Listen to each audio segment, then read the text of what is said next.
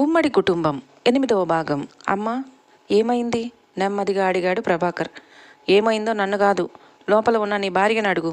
ఉదయం పెళ్లి చూపులకు వెళ్ళినప్పటి నుంచి తలుపులు బిడాయించుకుని కూర్చుంది నీ భార్య. కనీసం పిల్లాడి గురించి కూడా పట్టించుకోలేదు. పిల్లాడు వచ్చాడో లేదో, ఏమైనా తిన్నాడో లేదో అన్న ధ్యాస లేదు దానికి. లోపలికి వెళ్ళి ఏమైందో నీ భార్యని అడుగు, కోపంగా సమాధానం చెప్పింది. ఒక్క క్షణం ప్రభాకర్ ఆగి తమ్ముడు వంక చూశాడు. రఘు నిజమే అన్నట్లు తలోపటంతో అంజలి మీద విపరీతమైన కోపం కలిగింది. ఎలాంటి పరిస్థితులు ఎదురైనా కన్న కొడుకును మర్చిపోకూడదు కదా, కనీసం కొడుకు కోసం కూడా బయటకు రాకపోవటం ఏంటి అన్న కోపంతో లోపలికి వెళ్ళాడు. అక్కడ లోపల అంజలి చక్కగా పడుకొని కనిపించటంతో అతని కోపం మరింత పెరిగింది. విసురుగా ఆమెను కొట్టబోయి ఎదురుగుండా కనిపిస్తున్న బాటిల్ ఓపెన్ చేసి ఒక్కసారిగా అంజలి ముఖం మీద వాటర్ మొత్తం ఫోర్స్గా కొట్టాడు. ఉలిక్కిపడి లేచిన అంజలి కోపంగా నిలబడి తననే చూస్తున్న ప్రభాకర్ని చూసి ఏడుస్తూ బావా అంటూ ప్రభాకర్ దగ్గరకు వెళ్ళింది. ప్రభాకర్ విదిలించి కొట్టడంతో తిరిగి బెడ్ మీద పడిపోయింది. దెబ్బతిన్నట్లుగా చూస్తూ బావా అని పిలిచింది. నోర్ముయ్, సిగ్గులేదా? ఎవరి మీద కోపం ఎవరి మీద చూపిస్తున్నావు? ఉదయం నుంచి గదిలోనే కూర్చుంటే నిన్ను ఎవరు వచ్చి బ్రతిమాలాలి? అసలు ఎందుకు గదిలో కూర్చున్నావు? ప్రాణం పోయే నొప్పి ఏమొచ్చింది? స్కూల్ నుంచి వచ్చిన పిల్లాడు గుర్తు రాలేదా? అంతగా ఒళ్ళు మర్చి పడుకున్నావా? ఏమంత కష్టపడుతున్నావని అలసిపోయి పడుకోవటానికి? కోపంగా అడిగాడు. అది కాదు బావా, నాకు ఒంట్లో బాగోలేదు. అసలు నేను అక్కడికి వెళ్ళను అని అన్నాను, కానీ నువ్వే తిట్టి పంపించావు. అక్కడి నుంచి వచ్చేసరికి తలనొప్పి పట్టుకుంది. పైగా అత్త నన్ను తిట్టింది. ఆ బాధలో ఏడుస్తూ పడుకునేసరికి తలనొప్పి ఇంకా ఎక్కువైంది. టాబ్లెట్స్ వేసుకుని పడుకున్నాను బావా, తెలియలేదు. సరే, నేను బయటకు రాలేదు, కనీసం అత్తైనా ఒక కేక వేయొచ్చుగా. అంటే లోపల ఉన్న మనిషి బయటకు రాకపోతే ఏమైందో అని పట్టించుకునే వాళ్ళు కూడా లేరా? నాకు ఏదైనా అయితే ఎవరిది బావా రెస్పాన్సిబిలిటీ అని కోపంగా అడిగింది. ప్రతిసారి నన్నే అనటం కాదు బావా, కాస్త నువ్వు కూడా ఆలోచించు. ఎప్పుడు గదిలో అంతసేపు ఉండని నేను ఈరోజు గదిలో నుండి బయటకు రాకపోతే ఏంటి, ఏమైందో, ఎలా ఉన్నానో అని చూడవలసిన బాధ్యత ఇంట్లో ఉన్న వాళ్ళకి కాస్తైనా ఉంటుంది కదా. నేను లోపల ఎలా ఉన్నానో, ఎలాంటి పరిస్థితుల్లో ఉన్నానో అని ఒక్కరైనా కనుక్కున్నారా? అవునులే, నేను మీ మనిషినైతే మీకు ప్రేమ ఆప్యాయతలు ఉంటుంది. నన్నెప్పుడు మీరు ఈ ఇంటి మనిషిని అనుకోరు కదా. నేను ఈ ఇంటికి జీతం భత్యం లేని పని మనిషిని. నా తండ్రి బ్రతికుంటే నాకు ఇలాంటి పరిస్థితి వచ్చేది కాదు కదా. ఆయన లేకపోబట్టే కదా నాకు ఇలాంటి పరిస్థితి వచ్చింది. నాకు ఊహ తెలిసినప్పటి నుంచి నేను ఇక్కడే పెరిగాను. ఎప్పుడు చూడు ఆ పని చెయ్యి, ఈ పని చెయ్యి అని అత్త చెప్పడమే తప్పితే ఏ రోజైనా నాతో ప్రేమగా మాట్లాడిందా? నన్ను దగ్గరకు తీసుకుందా? చివరికి వయసు వచ్చాక నీ భార్యగా మారి ఈ ఇంటికి శాశ్వతంగా జీతం లేని పని మనిషిగా మారాను. ఇక నేను ఎలా ఉంటే ఎవరికి పడుతుంది? నువ్వు కూడా మీ అమ్మ ఏదో చెప్పగానే వచ్చి నా మీద నీ కోపాన్ని చూపించావు, గాని ఏమైంది అని ఒక ప్రశ్న వేశావా? మీ కోపాన్ని తగ్గించుకోవటానికి నేను ఒక వస్తువులా కనిపిస్తున్నాను మీ కళ్ళకి. నేను ఒక పని మనిషిని బావా మీకు. నేను ఒక మనిషినే బావా, నాకు మనసు అనేది ఉంటుంది. మీరేం చేసినా మీ ఇష్టానికి మీ అమ్మతో మాట్లాడుకుని చేసుకుంటారు. నేను వద్దు అనను, ఎందుకు అని కూడా ప్రశ్నించను. కానీ ఏ రోజైనా ఇంట్లో నన్ను ఒక మనిషిలాగా చూసారా? ఏం చేసినా మీరు మీరు ఒక నిర్ణయానికి వస్తారే కానీ నన్ను ఒక్కసారైనా సంప్రదించారా? ఏ విషయంలోనైనా నన్ను అభిప్రాయం తీసుకున్నారా? అలా ఎప్పుడూ చేయరు.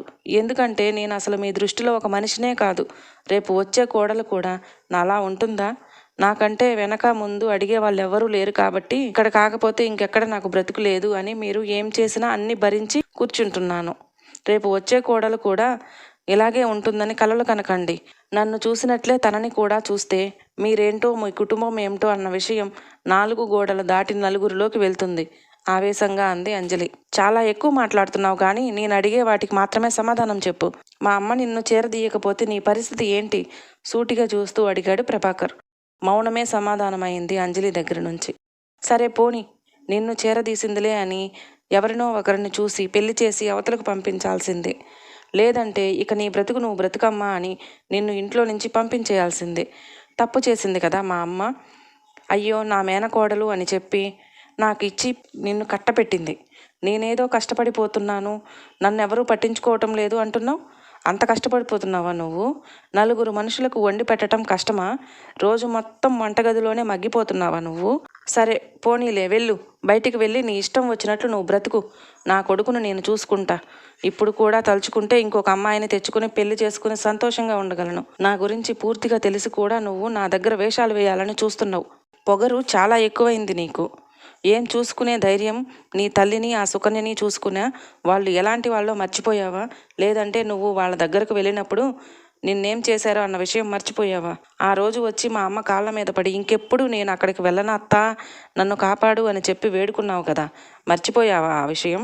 మీ అమ్మ 5 లక్షలు తీసుకుని ఎవడో ముసలాడికి నిన్ను కట్టపెట్టాలని చూసిందే మా అమ్మ అప్పటికప్పుడు నాతో నీ పెళ్లి జరిపించింది.